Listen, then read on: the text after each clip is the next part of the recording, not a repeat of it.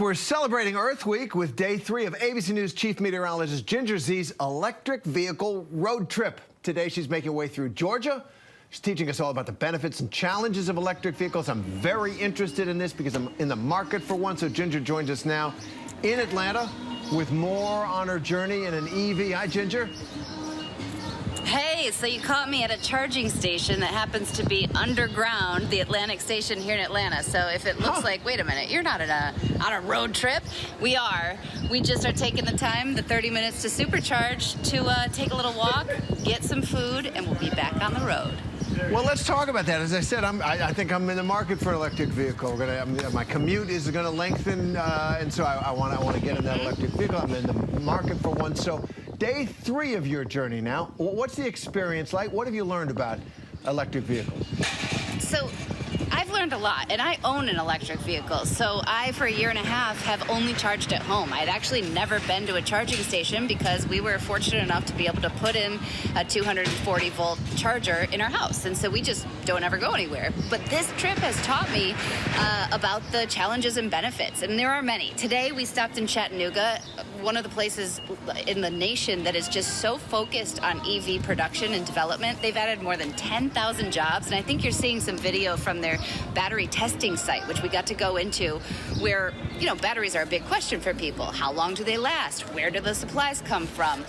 What are their efficiencies in different climates? They showed us their testing where they go big. They go colder than anybody in America could deal with and hotter than anybody does, and they do it within seconds. They slide it there. You know, somebody who lives in North Dakota in the Northern Plains might have 90 in the summer and 30 below in the winter. They do it over the year.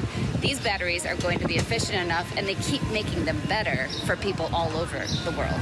Cool. So let me ask you, we got time for one more. I'm afraid to let you get back on the road. Oh. The big question for people who are going to be driving long distances is charging, right? You're on this 600-mile road trip. What's your advice to people who wonder, would I be able to go that far? Yeah, mostly concentrated in cities, I imagine, those chargers. What would happen if you're out there and, I need a charge? By the end of today, we will have traveled 1,500 miles, so it's actually much more, but we have stayed pretty close to Interstate 80 and I-75. And in that, and especially with the Tesla Supercharger network, which we are utilizing, and it is so smart, it's smarter than you ever could be. You don't need to plan, it tells you where to stop, it takes into account the temperature, it takes into account traffic, and it knows how much charge you need to have the best charge for the next time.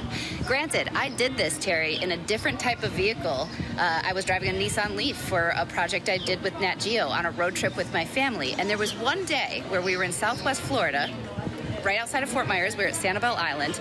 There are 3 areas to Tesla charge, 0 for the regular, any other car charger. So I couldn't charge there yet.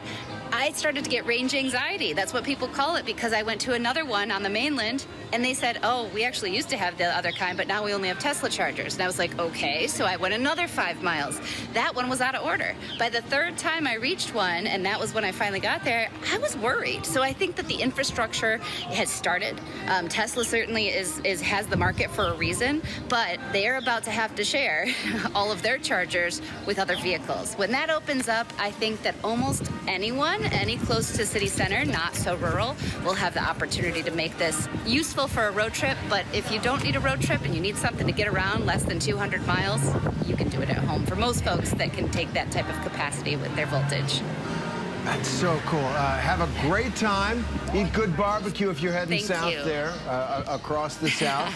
And thanks for that advice. And I may be calling on you on the side for your advice on what kind of vehicle Anytime. I should get. I have so much more information I can share. Oh, you're going to regret that. So, Ginger, thanks very much. Hi, everyone. George Stephanopoulos here. Thanks for checking out the ABC News YouTube channel. If you'd like to get more videos, show highlights, and watch live event coverage, click on the right over here to subscribe to our channel. And don't forget to download the ABC News app for breaking news alerts. Thanks for watching.